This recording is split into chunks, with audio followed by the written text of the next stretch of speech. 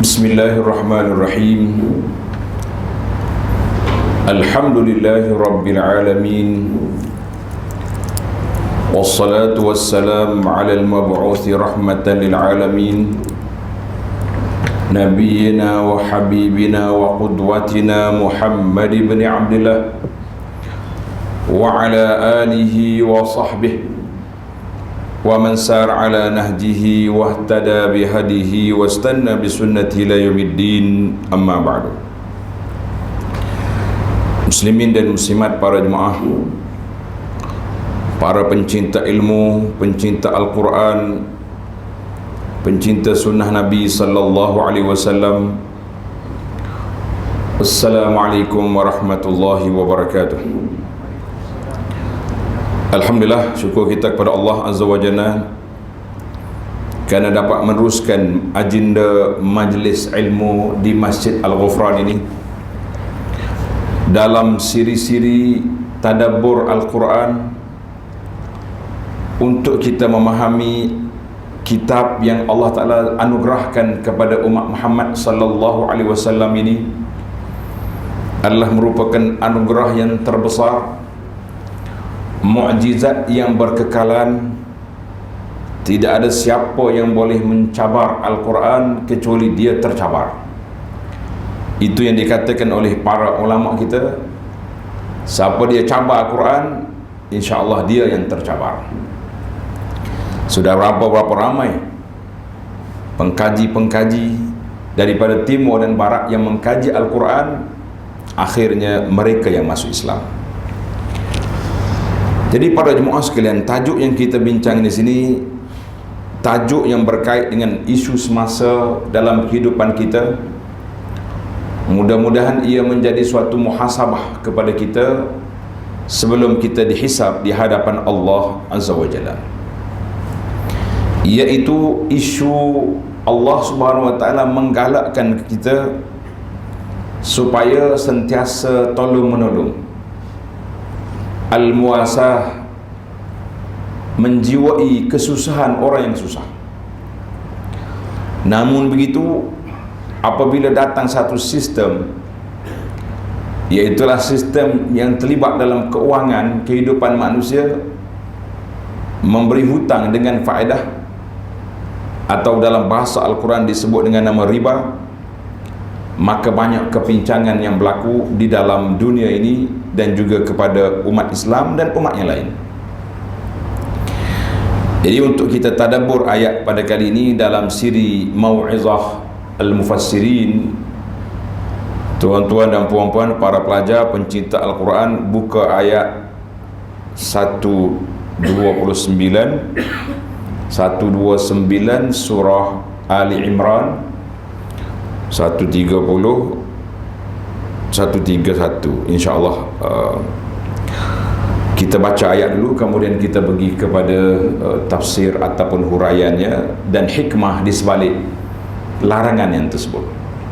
Kita baca serentak ya, supaya tidak ambil masa lama. A'udzu billahi as-sami'il 'alim minasy syaithanir rajim. Walillahi ma fis samawati wa ma fil ard, yaghfiru liman yasha'u wa yu'adzibu man yasha', wallahu ghafurur rahim. Ya ayyuhalladzina amanu la ta'kulur riba adha'afan mudha'afah wattaqullaha la'allakum tuflihun. Wattaqun nara allati u'iddat lil kafirin wa ati'u Allah war rasul la'allakum turhamun. Ayat 129. Walillahi ma fis samawati wa ma fil ard. Bagi Allah jualah segala yang ada di langit dan yang ada di bumi. Allah Ta'ala mula perbincangan kita ini dengan menyatakan kuasa dia, memperkenalkan dirinya, zatnya yang maha agung. Siapa Allah? Allah pemilik langit dengan bumi. Yaghfiru liman yasha, ia Allah mengampunkan siapa yang dikehendakinya dari kalangan hamba-hambanya, yang berdosa, yang tak berdosa, yang bertaubat, yang bersalah dan bertaubat.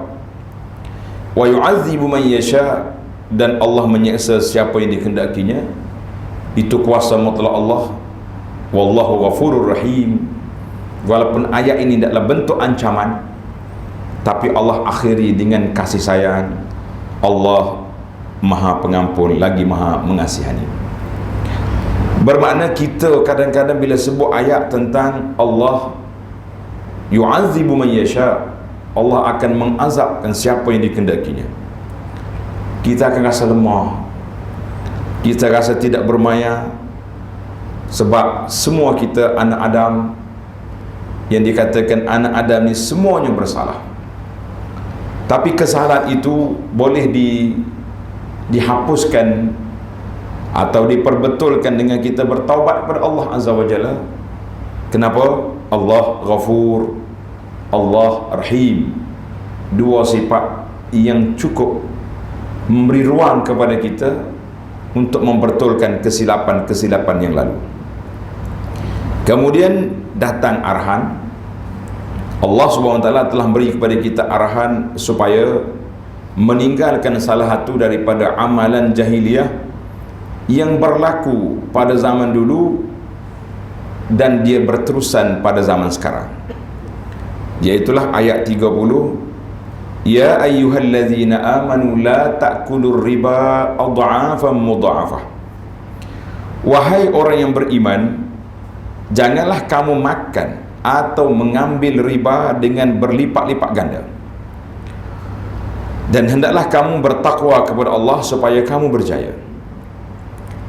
Ayat ini dipanggil la mafhumalah, maknanya tak boleh kita faham sebalik. Mana kalau riba berlipat ganda tak boleh, mana riba sikit-sikit ringan-ringan boleh ke? Jawabnya tidak. Itu dia panggil tidak ada mafhum mukhalafah. Jadi takut dia kata, oh yang tak boleh tu yang banyak, mungkin 20% tak boleh, kalau setakat 5-10 okey. La, itu dia panggil tidak ada kefahaman di sebalik. Para jemaah sekalian, ayat ini Allah SWT sebut satu dosa, suatu maksiat yang berlaku. Kata di para ulama Islam tentang perjalanan pengharaman riba, juga sebagaimana pengharaman arak, dia tidak turun sekaligus. Sebab arak di antara minuman rasmi golongan jahiliyah yang memang sukar untuk mereka nak tinggalkan dengan kun fayakun. Sekarang haram, tinggal terus sukar. Allah SWT beri satu didikan.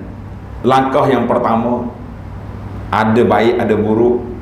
Langkah yang kedua, jauhkan ketika nak solat. Langkah yang ketiga baru diharamkan.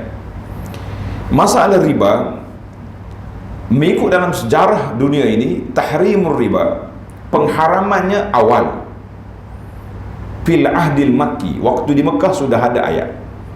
Tuan-tuan tanda sedikit, dia panggil kronologi pengharaman. Ayat surah Ar-Rum ayat 39, wa ma ataitum min riban liyarbu fi amwalin nas fala yarbu indallah wa ma ataitum min zakatin turiduna wajhallah fa ulaika humul mud'ifun. Mana apa-apa yang kamu jadi ambil riba supaya kamu mendapat kepulangan yang lebih daripada harta manusia, la yarbu indallah, mana tidak ada keuntungan di sisi Allah Azza wa Jalla.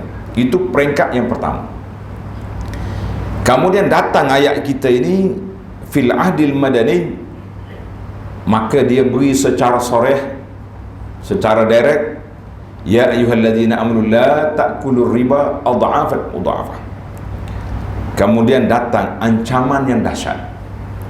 Setelah diberi peringatan, setelah diberi amaran, Maka ayat Al-Baqarah bermula daripada ayat 278 sehingga ayat 279, ya ayyuhalladzina amanu taqullaha wa dharu ma baqiya minar riba in kuntum mu'minin. Para jemaah sekalian, buka ayat ni sebab kita mesti tadabbur ayat ni mengikut perkata. Kita nak tengok bagaimana Allah Subhanahu wa taala turunkan ayat dalam pengharaman satu perkara. Dia ayat ini hukum sekaligus mendidik. Dia tidak hukum begitu keras, tanpa didikan, tanpa tarbiyah. Itu gaya Allah Subhanahu wa taala menyayangi hamba-hamba dia. Yang pertama sekali, ayat Al-Baqarah 278, Allah mula dengan ya ayyuhallazina amanu, wahai orang yang beriman. Kata di Sayyidina Abdullah bin Mas'ud radhiyallahu anhu wa an jami'is sahabah, dia kata kalau kamu dengar dalam Quran Allah kata ya ayyuhallazina amanu, wahai orang beriman, buka telinga, celik mata, lapangkan dada, kerana di sana akan adanya arahan yang mesti kamu patuhi, ikut, atau larangan yang mesti kamu tinggalkan. Kita dalam dunia ni dua saja, sama ada arahan atau larangan. Maka setiap arahan mesti dipatuhi, setiap larangan mesti ditinggalkan. Tapi gaya bahasa Allah Ta'ala gunakan ya ayyuhalladzina amanu, wahai orang yang beriman. Artinya kalau kamu benar-benar beriman, bukalah hati kamu, buka mata, buka dada.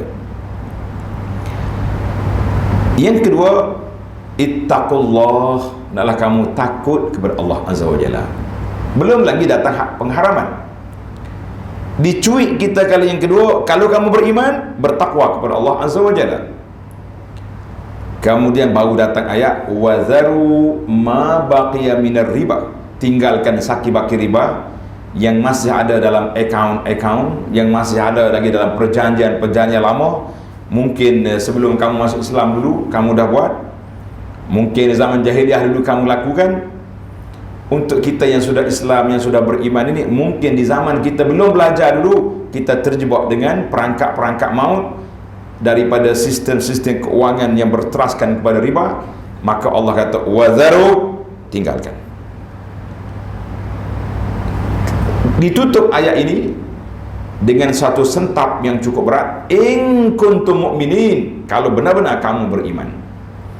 Maknanya kalau kamu iman kamu belum kuat, iman kamu belum mantap, pasti kamu tidak akan peduli dengan arahan ini. Ini para jemaah satu ayat yang penting. Kenapa?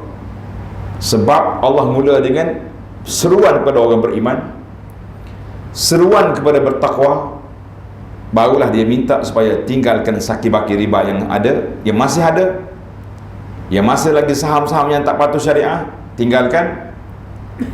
Maka disentak kita dengan in kuntum mu'minin, kalau kamu benar-benar beriman, iman terpasak dalam hati kamu, ubahlah. Kemudian ayat 279, ayat ini ayat peristiharan perang yang cukup berat. Fa illam taf'alu, Allah kata fa illam taf'alu, kalau kamu tak nak juga, masih berdegi juga, masih lagi tak hirau, fa'zanu biharbim minallahi wa rasulihi, kamu istihalah peperangan dengan Allah dengan Rasul. Tuan-tuan dan puan-puan, para ahli tadabbur, pencinta Al-Quran, tidak ada ayat Allah ajak berperang dengan Allah dengan Rasul kecuali dalam isu riba. Orang tak solat dia tak ajak berperang macam ni. Orang yang tak tutup aurat tidak macam ni. Tapi kenapa riba ni terlalu keras sehingga diajak fa'zanu biharbin minallahi wa rasulih. Dan kata Sayyidina Abdullah bin Abbas radhiyallahu anhuma, seorang pakar dalam bidang tafsir Habrul Ummah wa Turjumanul Quran, Ibnu Abbas, dia kata apa? Siapa tak mau berhenti dengan riba, siaplah pedang, siapkan senjata untuk dia bertempur berperang dengan Allah dengan Rasul di akhirat. Allahu Akbar. Baik, Allah yang maha adil, kesalahan yang lalu tidak menyebabkan kita kerugian yang berterusan, maka Allah kata wa in tubtum, sekiranya kamu sudah bertaubat, sekiranya kamu nak betulkan balik channel perjalanan hidup kamu, falakum ru'usu amwalikum, bagi kamu kepala modal asal. Mana kita melabur dalam saham ni 1 juta contohnya, sekarang ni dia sudah naik 1.200.000 hasil daripada keuntungan muamalah dengan riba.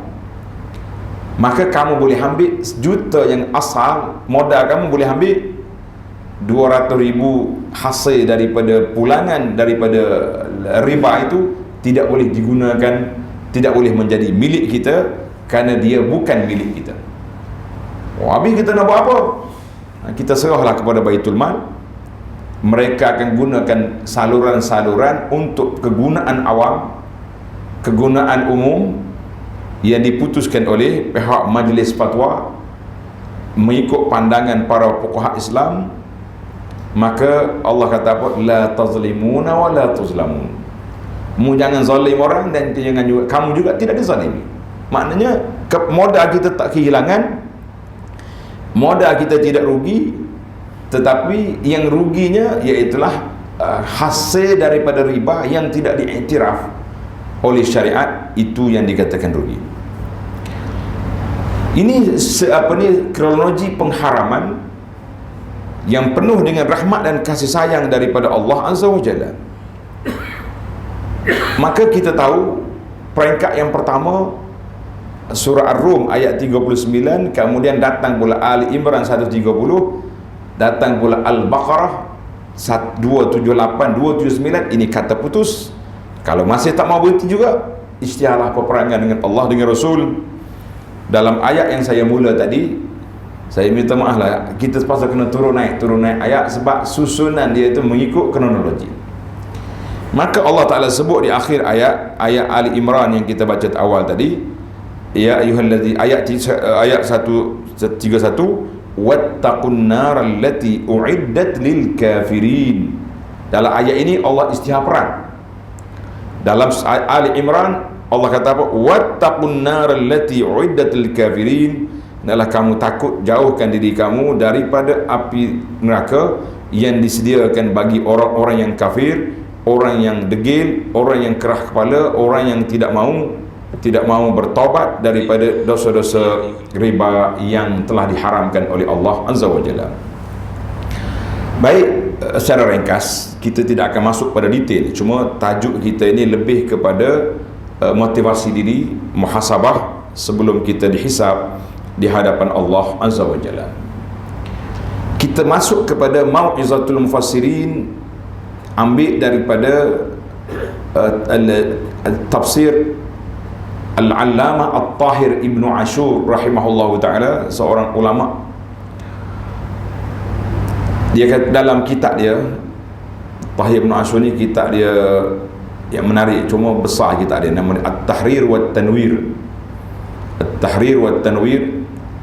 Dia kata ayat ini, ayat riba ini, hikmatu tahrimir riba. Apakah hikmat pengharaman riba? Setiap syariat kita ada dua. Kalau yang diarahkan, yang diperintahkan, apakah, kenapa disuruh kita buat? Ataupun pengharaman, kenapa diharamkan? Untuk para jemaah mungkin ada yang berminat nak mencari hikmah di sebalik pensyariatan atau pelarangan. Ada sebuah buku yang saya terjemahkan, diterbit oleh Telaga Biru. Buku ni nama dia Keindahan Islam. Keindahan Islam. Dalam kitab ini kita dah bawa beberapa tajuk daripada awal lagi lah, daripada akidahnya, tauhid, salat, rukun Islam yang 5, dan juga dari sudut akhlak, kenapa dibenarkan, kenapa diharamkan. Adalah sekurang-kurangnya, walaupun tidak semua, tidak keseluruhan, tapi ada sebahagian besar dalam syariat ini terjawab dari sudut kenapa. Nama buku dia Keindahan Islam. Keindahan Islam. Baik, Kata Syekh At-Tahir rahimahullah, wa hikmatu tahrimir riba. Hikmat Allah Ta'ala haramkan riba itu kenapa? Hiya qasdu syariati, tujuan syariat nak meletakkan di atas bahu umat ini suatu sifat dia panggil muasah, sifat tolong menolong, sifat bertimbang rasa, sifat kasih sayang daripada orang-orang yang berada, orang yang kaya kepada orang yang berhajat. Kita ada duit, ada jiran tetangga kita, ahli masyarakat kita, orang yang memerlukan keuangan tapi dia tak ada sumber. Maka di sana Allah Ta'ala syariatkan satu pensyariatan, nama dia Al-Qardul Hasan, sistem berhutang. Dibenarkan berhutang. Mana kata bila berhutang, hutang ni kena bayar balik, itu je. Hutang 1,000 bayar 1,000. Tak boleh ke kalau kita hutang 1,000 bayar 1,050? Jawabnya tidak. Bahkan apa saja pinjaman yang menarik pulangan faedah, maka itu dikira riba. Dalam kaedah mengatakan kullu qardin jarra naf'an fahuwa riba. Setiap hutang yang memberi pulangan kepada tuan hutangnya, maka itu dia telah dilarang kerana dia termasuk dalam riba. Ahli fiqh kata, kita bagi pinjam pada orang satu benda lah, apa benda saja, motosikal kata kita bagi pinjam, tapi kita syarat dia mau nak hantar motor aku ni kena bawa buah durian ke buah apa-apa, itu pun sudah dikira jarra naf'an. Oi, payah macam ni. Tetapi kalau orang tu sudah dipinjam, dia sendiri bawa tanpa perjanjian, itu dibenarkan. Penuh dalam motor, kebetulan orang kampung kan, pinjam, mari aku pinjam motor kau nak ambil durian, balik-balik durian penuh, bismillah, tidak jadi masalah. Tapi syarat tidak boleh. Itu kaedah. Kita kadang-kadang main-main dah, nak pinjam boleh, jangan lupa bawa lah. Kalau habis minyak kereta aku suruh isi lah, dia yang guna, dia guna, kenapa pula kita nak isi? Ataupun kalau payah kita guna ijar, sewa, lagi senang, kita tetapkan harga, mu nak pinjam 2 jam RM20, itu lain. Baik, maknanya dilahirkan dalam sistem dunia Islam ni Al-Qardul Hasan, pinjaman tanpa faedah. Ataupun kalau kita rasa orang ni macam liar lah sikit nak bayar-bayar ni, dia ni pinjam pandai, kata orang waktu nak meminjam lembut gigi dari lidah. Waktu nak bayar jangan main, istighar perang dengan kita, bukan perang. Nak cari dia tak jumpa, nombor telefon kita kena blok dah kat dia, bukan nak bayar. Maka satu sistem lagi supaya harta kita tidak hilang begitu saja, maka diberinya sistem gadaian, farihanun maqbudah. Jadi Allah kata kita benarkan ambil gadaian. Mu nak pinjam, nak hutang boleh, tapi mai gadaian tak sini. Letaklah apa-apa saja yang setimpal dengan kadar pinjaman yang dia pinjam, maka kita kata itu dibenarkan. Baik. Jadi di sini ulama kita berbeza sedikit tentang mana lebih baik kita sedekah dengan kita beri hutang. Mana baik? Ramai yang mengatakan al-qardu martabatun duna sadaqah. Beri hutang martabat dia lebih rendah daripada sedekah terus. Ada juga yang mengatakan tak. Orang yang datang berhutang, dia sudah terdesak, tak ada sumber lain, tak ada jalan yang dia boleh menyelamatkan diri dia, nak beli ubat ke, nak apa saja keperluan dia ni, kecuali melalui hutang. Mana orang yang sanggup beri hutang kepada orang yang terdesak lebih baik daripada sedekah. Kita kata wallahu alam, yang zahirnya as-sadaqatu, sedekah lebih afdal daripada bagi hutang. Sebab sedekah kita lepas terus, hutang ni masih lagi bebanan, kamu kena bayar bila-bila tarikh yang ditetapkan. Baik, wahwa darbun minal muasat. Namun begitu, hutang ke sedekah ke termasuk dalam ciri-ciri bertimbang rasa, bersimpati kepada orang yang berhajat. Allahu Akbar. Jadi ada timbang rasa yang fardu, ada yang sunat. Yang timbang rasa yang fardu tu apa? Agak-agaknya apa dia tuan-tuan? Hak fardu apa dia? Zakat. Zakat lil muasa. Harta orang kaya untuk diperturunkan kepada orang miskin, tapi ijbari secara paksa. Ijbari secara paksa maknanya 1/40 daripada harta awak hak orang miskin. Nak ke tak nak, suka ke tak suka, setuju ke tak setuju, mesti kena setuju. Saya tak nak bagilah, ini harta lah, 1/40 kena keluarkan. Kalau tak keluar, syuja'un aqra, ular kepala botak yang beracun cukup dahsyat sedang menunggu dalam kubur atau menunggu di akhirat bagi orang-orang yang tidak menjalankan, tidak membayar zakat. Tapi yang itu kita tak nak bincang. Yang kita nak bincangnya nadbun, muasatu bin nadbi, orang panggil timbang rasa, bertolak ansur, kerjasama dalam bentuk sunat. Yang pertama sekali darjat yang paling tinggi sedekah, infak fi sabilillah, dan darjat yang kedua dia panggil as-salaf ataupun al-qardu, kita beri hutang. Ini termasuk dalam muasah. Habis hutang ni tak semesti orang bayar lagi, itu cerita lain. Kalau kita sudah pasti sahabat kita ni memang tak mampu nak bayar, dengan keuangannya yang sangat dahsyat, yang kekangan yang begitu kuat, keperluan yang sangat mendesak, kita lepaskan hutang, itu lebih baik daripada kita duduk tangguhkan tempoh kan, itu lebih baik. Tapi jangan lepas awal. Kalau lepas awal nanti dia pula pergi cari orang lain pula, semua orang lepas belakang, akhir-akhir dia memang tak berniat nak bayar hutang, kita kata itu bermasalah. Kerana itu tuan-tuan yang kita banyak terperangkap dengan hutang ni, Nabi SAW sebut dalam hadis, siapa dia berhutang, dia niat nak bayar, Allah Ta'ala akan tunaikan insya-Allah. Tapi kalau dia niat memang tak nak bayar, hutang ni, saya hutang ni besok bayar, macam-macam dia punya ni, scammer hidup main dalam internet ni, dahsyat.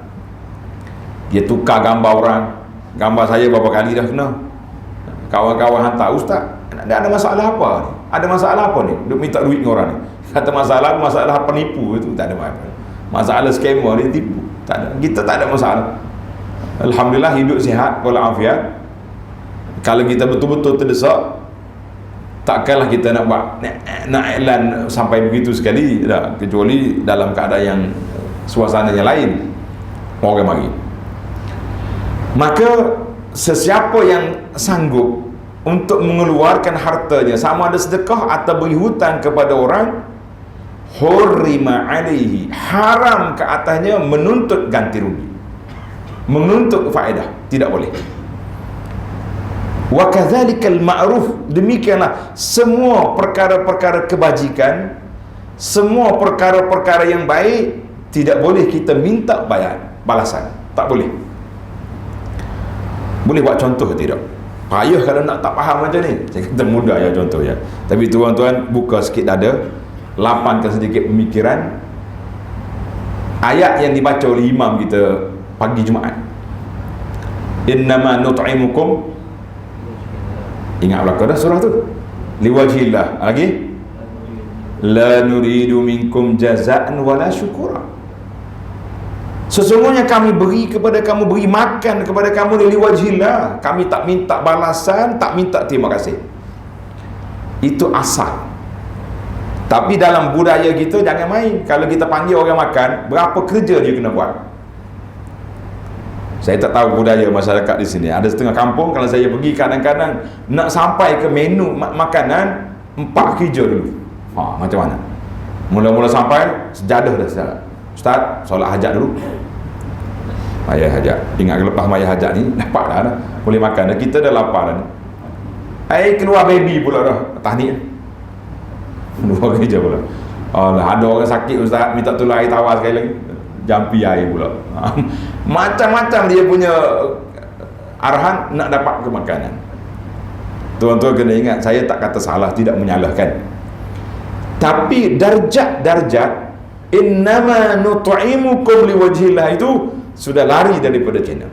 Kerana itulah kata sebahagian ulama tafsir, bukan semua, dia mengatakan siapa dia beri makan kepada orang, dia minta seorang itu doakan saya ya, doakan saya, itu pun minta balasan. Banyaklah kita minta balasan kalau macam ni. Kata dia Tahib, wa kadzalikal ma'ruf kulluhu, semua kebaikan yang kita buat pada orang tak payah minta. Dia sebenarnya dalam sunnah Nabi SAW sudah ada.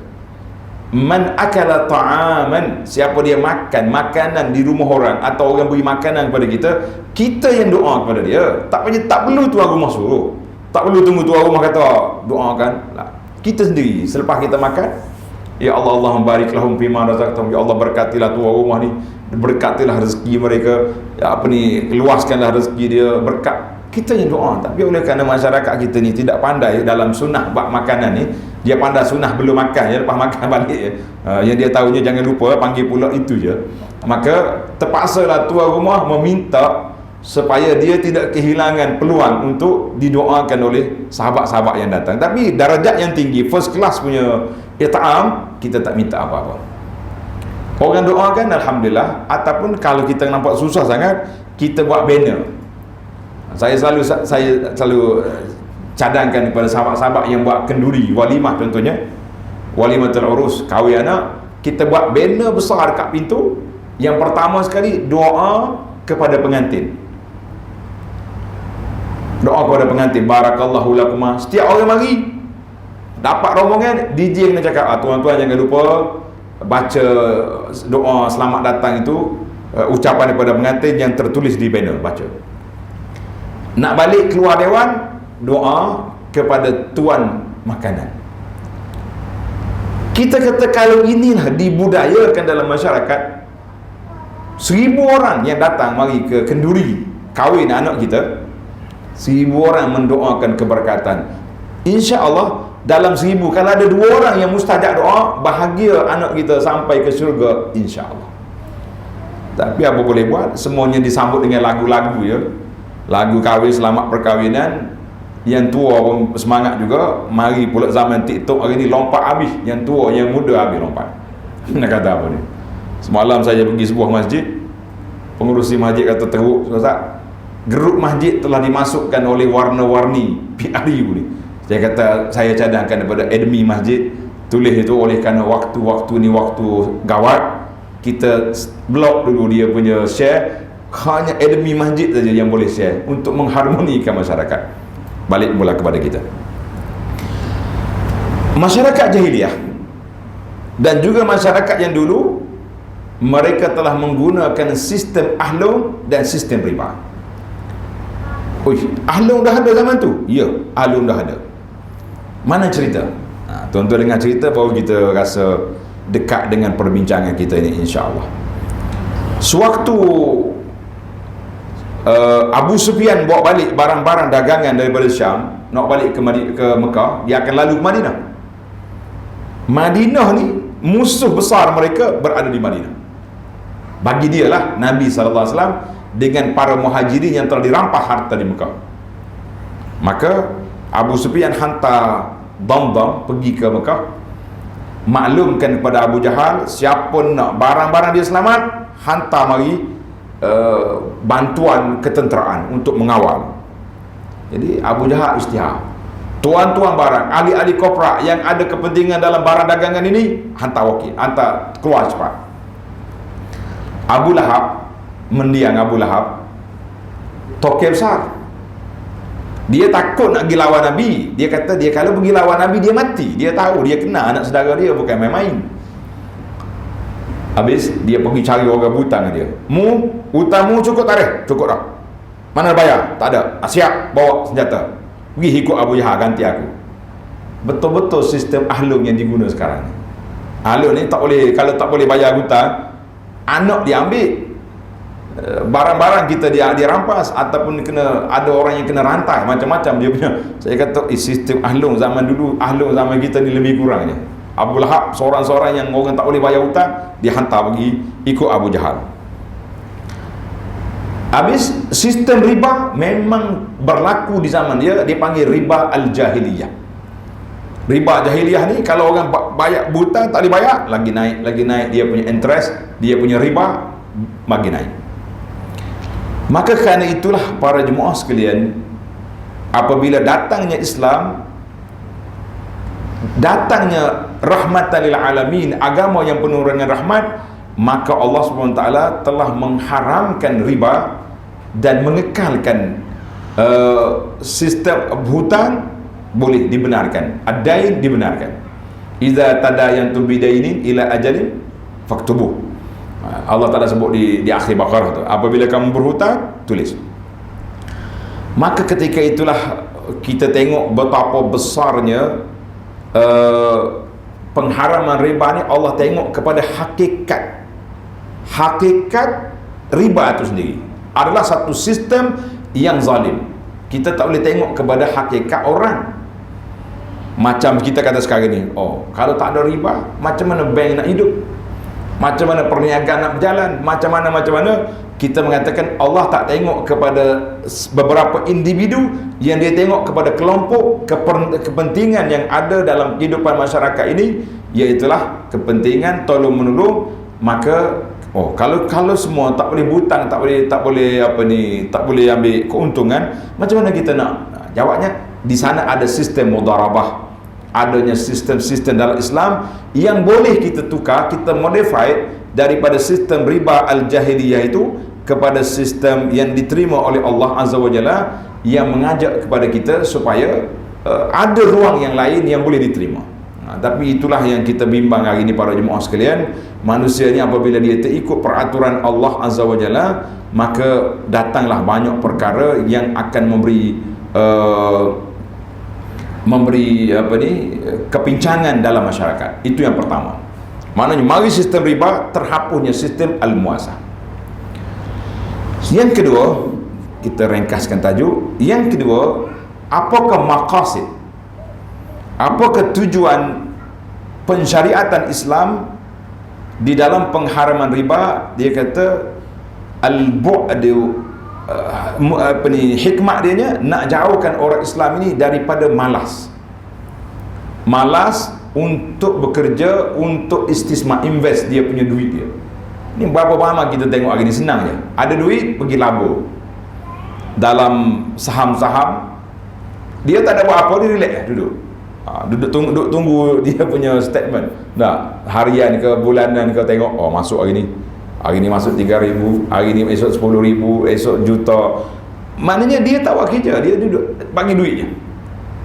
Tetapi berbeza dengan sistem mudarabah. Sebab mudarabah ni orang kena bekerja, kita kena mutabaah, pasar suruh dia punya kedai kita ni laku tak laku, barang-barang kita ni dapat diterima oleh orang ke tidak. Maka Islam mengharamkan perkara ini supaya orang tidak hanya menunggu keuntungan yang datang secara rehat, tapi dia kena bekerja, dia kena duduk dalam suasana yang demikian. Kata sebagai penutup daripada kata-kata Syekh At-Tahir ini rahimahullah, laqad qadal muslimuna qurunan tawilan. Umat Islam duduk dalam beberapa abad yang lama. Lam yarau, tidak ada dalam sistem mereka berhajat kepada berinteraksi dengan riba. Tak ada. Zaman Nabi dihapuskan total, riba sudah hapus. Bahkan Rasulullah SAW di saat akhir Nabi nak wafat, ketika khutbah Hajjatul Wada, tuan-tuan boleh tengok khutbah Nabi terakhir di Arafah, Nabi kata inna ribal jahiliyati mawdu'. Riba yang diamalkan dalam jahiliyah semuanya dihapuskan, dan riba yang pertama aku hapuskan riba Ammi Al-Abbas. Kebetulan pak saudara dia ada terlibat, maka Nabi kata aku batalkan yang pertama sekali yang terlibat dengan pakcik aku. Itu dia panggil ilmu dari sudut psikologi dakwah. Kalau kita nak guna, kita nak larang, kita kena larang keluarga kita, larang orang dekat dulu, baru orang lain kata tu ni. Kalau kita larang orang lain, dia kata pakcik dia pun suruh orang lain solat Jumaat, dia keluarga dia tak pergi, suruh orang lain tutup aurat, bini pun berjambul, kita kata siapa nak ikut kita. Maka Nabi SAW telah menggunakan pendekatan psikologi. Dia larang yang abah dulu, pakcik dia, barulah diikuti dengan orang lain. Maka lepas pada zaman Nabi, zaman sahabat, bahkan zaman qurun al-Islamiyah, tidak ada muamalah dengan riba, sehinggalah datang siyadatul alam. Apabila alam ini dijajah oleh para penjajah, maka ketika itulah muamalah kita terikat dengan sistem riba al-jahiliyah yang telah dihidupkan balik oleh puak-puak penjajah dalam negara-negara umat Islam. Maka kita hari ini, apa yang kita boleh buat, apa yang kita boleh bantu, apa yang kita boleh menyelesaikan, saya kata alhamdulillah, negara kita khasnya negara Malaysia di antara yang awal juga memperkenalkan balik sistem muamalah Islamiah. Walaupun ada lagi orang kritik, dia kata tidak Islamik sepenuhnya. Kita kata sekurang-kurangnya kalau kita berdepan dengan malaikat tanya nanti, kita kata kita sudah berusaha nak keluar daripada kekangan riba, nak keluar daripada saham-saham yang tak patuh syariah kepada saham yang patuh syariah. Kita mengatakan kita sudah berusaha, la yukallifullahu nafsan illa usaha. Jadi kalau langsung tak ada, kita kata nak apa? Sahabat-sahabat kita yang panel syariah dalam KWSP, dia kata, ustaz maklumlah pada orang kampung, pegawai-pegawai yang terlibat dengan ni, masih ramai lagi orang Islam yang tidak pindah daripada akaun konvensional kepada akaun Islami, masih lagi ramai. Sebab apa tak pindah? Yang pertama sebab dia pun tak cakna, dia tak tahu apa saja, asal boleh duit dia jalan-jalan. Itu kita kata dia tak pindah kerana kejahilan. Mudah-mudahan Allah Ta'ala maafkan, mudah-mudahan. Tapi yang tahu, cuma dia kata berbeza suasana bila mari waktu iklan dividen, yang ni tinggi peratus, yang Islami rendah. Bahkan ada yang menyatakan penyesalan dia kerana tukar kepada syariah. Kita kata subhanallah, kerana beberapa khutamid dunia, beberapa cebisan daki-daki dunia, kamu sanggup mengatakan penyesalan kerana tukar kepada syariah. Kita kata bagaimana kita dengan nak berdepan dengan fa'zanu biharbin minallah, kamu akan mengisytiharkan perang dengan Allah Azza wa Jalla. Jadi mudah-mudahan motivasi yang kita dengar ini, tazkirah daripada para mufassirin ini, memberi sentuhan kepada kita untuk bermuhasabah di mana ke duit kita sekarang, di mana ke saham-saham yang kita laburkan, di mana ke tempat yang sepatutnya. Tuan-tuan dan puan-puan, muhasabah, hasibu anfusakum qabla an tuhasabu. Kita audit sekarang diri kita sebelum kita diaudit oleh malaikat di hadapan Allah Azza wa Jalla. Itu jelah tazkirah kita, mudah-mudahan ada manfaat. Subhanakallahumma wa bihamdika asyhadu an la ilaha illa anta astaghfiruka wa atubu ilaik. Wa sallallahu ala nabiyyina Muhammadin wa ala alihi wa sahbihi ajma'in. Walhamdulillahi rabbil alamin. Wassalamualaikum warahmatullahi wabarakatuh.